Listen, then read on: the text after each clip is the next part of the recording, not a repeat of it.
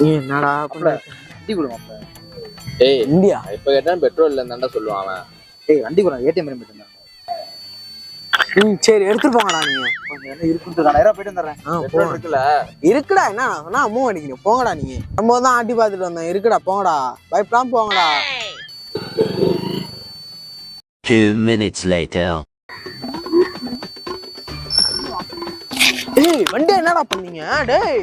ஐயோ எங்க அப்பா கேட்டா நான் என்னடா சொல்லுவேன்? தாண்டா உங்கள்ட்ட வண்டிலாம் தரவே மாட்டேன்.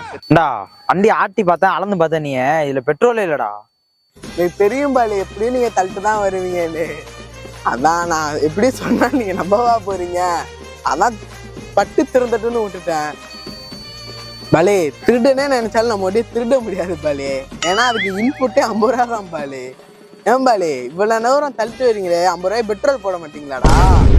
திரும்ப இங்க இருந்து